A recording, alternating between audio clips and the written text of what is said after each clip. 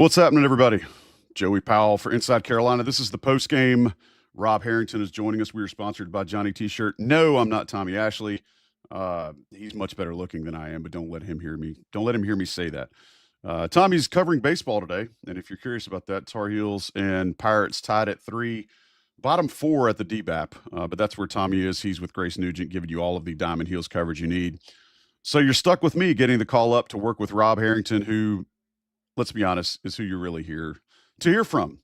Rob, Tar Heels get it done today in what might have been one of the uglier games that I've seen all season, but I do want to point out that you and I have done 2 of these, and the Tar Heels are 2-0 in both games. So take that as folks want to see it. The Tar Heels needed this game really badly. Yeah, they continue to aim to tread water until Caleb Wilson can return. But Rob, first things first, getting Henri Veesaar back. Is there a way to is there a way to overstate just how important he is to this team? No, I mean, I think that was the aspect of the game that stood out most, was how much of a difference he makes on both ends. You saw early in the game, I thought he was laboring a little bit early, and Syracuse had some free runs on layups early in the game. I thought as he got looser and more confident on his foot or ankle or whatever it is, the injury, then he started to move better, and he started to be more of a deterrent. And so that forced Syracuse into tougher and tougher shots. I thought Carolina overall did a nice job of sort of building a game plan around him. It almost looked like a Roy Williams game plan to me, where you have one featured player. They squeezed every bit of mileage out of him that they could. I believe he played 26 minutes, so down from where he normally would be, but a super effective 26 minutes. And you see how much of a difference he makes. Yeah, I really was impressed with how Hubert Davis deployed him in the first half. I agree with you. He did look like he was laboring. I don't know if that was a result of his lungs, or, like you said, the lower body or lower extremity, whatever you want to call it. But I did like the way Hubert Davis platooned he and Zayden High, and to a lesser extent, Jaron Stevenson. Shout out to the 328 of you who have joined us. Hey, if you watched that slugfest in the second half, man, that was gross. But let's go through a couple of the stats really quickly. I think the biggest thing that jumps out at me on the stat sheet was that North Carolina actually shot 52% for the game, and there were some times where it didn't look like that was going to be there. The obvious things also were Syracuse's poor 3-point shooting. But good Lord, Rob, North Carolina shooting 15 of 28 from the free throw stripe. That, to me, feels as much of a divergence from traditional Carolina basketball as anything I can think of. How do you explain guys going up, and it's not as if they shot poorly everywhere? I mean, they shot 6 of 16 from 3, which isn't great, but that percentage from the free throw stripe when nobody's guarding you is just hard for me to wrap my head around. How do you explain that? Well, I don't know exactly. I'm sympathetic in some ways because I was a good game shooter in my days and a terrible free throw shooter. In my case, it was a breathing issue. I had to, until I figured out how to exhale right before shooting, that's what got in the way. Sometimes I think it's just a matter of getting their breath. I do think that is a pretty common issue, especially for younger players. But we've seen prior Carolina teams, including last year's team, be very good free throw shooting teams. Today they got away with it. Certainly they'll want to tighten that up. I never fret. Almost never fret free throw shooting as much, because I feel like, okay, if they really needed it, it'll be there. I know that's not always true, but yes, I mean, you would think that a Division I college basketball player would shoot them a little better, more consistently. But there are other teams that have the same problem. I wouldn't say it's epidemic, but it's certainly it's more commonplace now than it was in the 1980s, for example. Another thing I think was really important was North Carolina. It's weird to me how much the first half and second half mirrored each other with regard to the way both teams played. First part of the game, North Carolina comes out slow as usual. Syracuse looks like they're kind of being able to pick and choose their spots, and then they completely start fading miserably as the half went along. Same thing happened in the second half. Was that more of Syracuse just not wanting to be there once they felt some resistance, or did you really feel like North Carolina was able to kind of stick to their guns and maintain their own moxie a little bit? Yeah, I would be inclined to give Carolina some credit, because Syracuse, especially early in the second half, Syracuse comes out much more active defensively with their hands and feet. They were challenging more on the perimeter. They very quickly tied the game. And then Carolina immediately took the play back from them. That was a nice bounce back. And then they had the stretch around the 10-minute mark of the second half where the Heels put the game away. Another big change from the first game is they were ready for Syracuse's press this time. I mean, they beautifully handled it. There was the one possession that I think it was maybe the first or second time that Syracuse threw it at them. The ball goes up court by the pass, no dribbling. Veesaar gets it for an easy bucket, very reminiscent of when Michigan trapped them in 1993. Yeah. Montross for a dunk, picture perfect breakage. Carolina was ready for it. They executed really well. I thought on balance, the Heels made better adjustments against Syracuse than Syracuse did to them, even though the game was at Syracuse. So I thought the coaching staff did a nice job. Yes, the Syracuse had pretty good few minutes to start each half, like you said, but Carolina settled in. It wasn't a spirited performance with all the emotion like of a Duke game, but it was a very focused performance, and they played like the much more calm and poised team. Whereas I did think Syracuse lost confidence and started taking horrible shots. And I thought the Heels, forced them into that position. Something I really enjoyed watching, and I don't know if it was because this game felt more like a Euro-style game than anything, but early in the game, Luka Bogavac recognized that he can get to that soft spot in the middle of the floor, right about the logo of the paint, and get a little jumper off. A couple times you saw him, use a little bit of a hesitation. You saw him use some ball fakes to get that, but he kept going back to that. Is that a product of him being comfortable, and is that normally his game, or is this a situation where maybe the coaching staff knew this is where Syracuse was going to be the most liable? It was funny you mentioned that because I thought that Bogavac today actually looked more like an American player. I know that sounded a little silly because he even yo-yoed the ball a little bit. I was like, oh, you didn't get that in Europe. You learned that in the last 6 months. And he played confidently. I think part of what was happening, both teams were switching defensively, and I think it's contributed to all the fouling too. So you ended up with some physical mismatches, and the disadvantaged player was pushing to try and compensate. I thought Carolina did a little better. I mean, Syracuse seemed to think that, okay, we can get away with these switches and not have to switch back because you're dealing with Zayden High and Jaron Stevenson, maybe not Veesaar based on what they knew. No Caleb Wilson, certainly. It wasn't a bad gambit for Syracuse to do that. But I thought that Carolina's guards in this game, unlike the state game, very much unlike the state game, the guards were attacking and they were getting into the teeth of that defense. And even when they didn't shoot, and I thought Bogavac did a really nice job of not forcing his shot today. The ball goes back out, and Syracuse was having to contract and expand and contract again, and their defense was breaking. So the Heels got, I thought the quality of shot was very high, and that's what enabled them to shoot 50%. I'm incredibly, I don't want to say, I don't know if it's grateful, but just relieved to see this team, even though they didn't look energized in the first half. They were disciplined, I guess, and they stuck with it. Stick-to-itiveness is something announcers use once in a while. I think they had some of that today.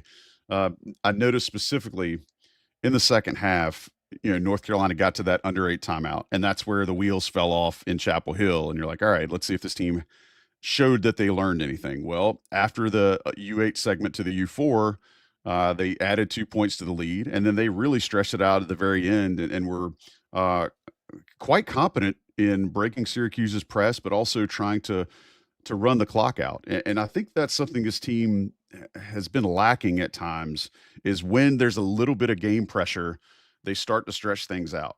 Is that a product of the game? Is it a product of looking so poor against NC State? Is it maybe, maybe this team just finally started executing what they've been told to do, time in and time out?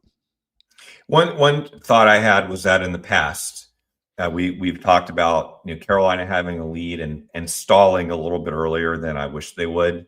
Sort of having these longer possessions to try and milk the clock. I thought a byproduct of Syracuse trying to press them at the under 4-minute timeout is they didn't allow Carolina to do that. The result of which was Carolina kept getting easy shots, layups. I mean, Veesaar and Stevenson and guys were having easy runs, and I was happy for it because I thought it brought out Carolina's better instincts. We haven't seen them play with a big lead as much recently, which we knew because the back half of the ACC schedule was much tougher. But I was happy to see them. You have pretty when you get right down to it, Joey. I mean, that's a pretty easy road win. That wasn't supposed to be an easy road win. Not easy as in the game wasn't competitive, but just there wasn't a lot of stress at the end of the game. And I thought the Heels could win, but I definitely did not think that they would be able to cruise in the way that they did. So I thought that was a very nice bounce back game. My personal target was 3-2, not knowing whether Veesaar would come back at that point. Yeah, I think that's very attainable now. It's really just 2-2 at this point. You got VT at home, Clemson and Louisville. So you win one of those two in VT, then you got your 3-2. I think that probably, thinking ahead a little bit now, that probably protects the number 7 seed at worst. They want to stay away from number 8. yeah. And so I thought this was a big part of that resume building. It was like, hey, we're still decent. Even without Caleb Wilson, this is still a team that can beat a decent team on the road. It's impressive. Yeah, I think that's going to fall as a Q1 win for folks that keep up with such things. I think it's important also to note, like Rob said, this was a game where North Carolina could win, but even before it was announced that Veesaar was going to play, Syracuse had become a 2.5-point favorite. So how much stock you ever put into Vegas? I will say they seem to know these things, and I'm not sure how Ken Palm had this drawn up, but yeah, it was definitely a road win. It was a road conference game, and North Carolina needed it in the most desperate of ways. Rob, Zayden High has been maligned quite a bit this year, specifically because I think when he got in, he was trying to get his, for lack of a better term. He was getting in the game and trying to, whether it was get points up or just create some havoc. I think that he's a better player when he gets time. Now, I don't know how that bears out when you look at his usage rate, but when you're looking at a player and you expect him to bring energy, okay, you can bring energy in a 2 or 3 minute clip. But a player like Zayden High, he finished today with 9 points and 11 rebounds, and that's after getting the tag for his 5th foul at the end. I feel like maybe there's got to be a way they can give him a little bit more minutes down the stretch, even when Caleb Wilson gets back. Is that too much of a a no-ish Sherlock comment, or do you feel like there really is something to how much time Hubert Davis and his staff are able to work in for him? That's my hope, is that they found something. We've bemoaned the lack of post depth all season. High in these past few games has been better, much better than I thought he would be. He's better than anyone could have reasonably expected, just because he hadn't played all year. And it's hard to become assimilated in a rotation in mid to late February. And yet he's done that in a way. I think it's helped him because he's a high rev guy. And I think he redlines when he comes in the game. And then when he plays an extended stretch, he calms down a little. And so you get more of the good activity and not as much as the bad activity. It's like he settles down. The fan reaction to him, I mean, let's face it, I think it's two-pronged. One, he has been struggling most of the year until very recently. And then two is the off-court stuff. I think that colored people against him before the season even started. I've seen more personal criticisms of High than any other player, and I think that's why people have taken free run at him. That part aside, I think from a purely on-court perspective, you have to give him a lot of credit, because what he's been asked to do is not easy. To step in, the rotation is set, and all of a sudden it's upended. You're the guy who becomes the one to have to replace Caleb Wilson's minutes ultimately. I think he's doing a fantastic job, and I agree. I would love to see Wilson and Veesaar down around 34 or 35 minutes instead of 38 to 40. And I think High is an important piece of that. If nothing else, and I know the game doesn't work this way anymore, if nothing else, having a guy that can come in and give you some good fouls. I'm not saying he needs to come in and gooning up, but he's usually giving fouls of aggression rather than fouls of stupidity or what have you. And I think that that's something that can always raise a team's level, or at least their energy level, because we've talked so many times, and Sherelle and Sean and I beat it to death on the Coast to Coast, which incidentally folks can hear tomorrow night at 8 o'clock. We've talked how much this team lacks energy at times, and how much that usage and application of energy and focus translate to how good they are. So when you have a guy like that can give you energy, I don't think that's a bad thing. But you make a really solid point in a sense that we know he's not trying to replace Caleb Wilson, but the easy the easy matchup is to think that, Caleb Wilson's out. This is the guy that's got to replace him somehow, and he has more than acquitted himself well in these games since Wilson's injury. Rob, what else in this game do you feel like either told the tale or can give folks some indication about what the last four conference games might show? I still think that the guard play is lagging where it needs to be. Yeah. The team shot well today, but it was a very front court game. They're still going to need better guard play. The state game was a disaster from a backcourt perspective. Today they held their own, but I still think they can do more. I think Trimble, he had a nice run in the second half. It was good to see because I was wondering what happened to him after the Duke game. Derek Dixon, victim of the freshman wall, apparently still not quite in sync yet. I was happy to see Kyan Evans hit a three. I was unhappy to see him pass one up after that because I keep wanting him to take more wing threes. The one he made was a wing three. The second one he had was a wing three, and he didn't shoot it. And I know that he's not playing big minutes anymore, but I think he can still help. Someone's got to step up and make those shots. I think that's why Bogavac sort of stepped into that position because we know that he will shoot. And I did think today he was much more under control than he has been in other games. And he was doing more off the bounce. Now, I was kind of joking about him yo-yoing with the ball, half joking. But I mean, I do think that's important to have someone else be able to create something other than Trimble. And truthfully, Bogavac is a more scoring-oriented player than Trimble is. I think he sees the court a bit better when he's dribbling. You and I have talked about this offline, that Trimble can be head down. And I think Bogavac, while he is shoot first, I think he actually possesses a pretty good floor game that way. And so they need to keep building off that in order to beat some of the better teams they're about to play. Agreed. And it may be cliche, but I wholeheartedly agree about the Bogavac comment. He always seems to know where the ball needs to be.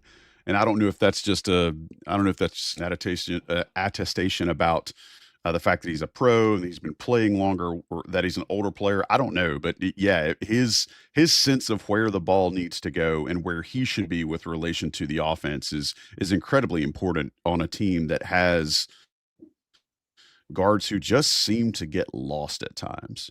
All right. Well, before we get out of here, hey, almost 700 of y'all in the chat tonight. I'm glad you joined us here on a afternoon, not tonight.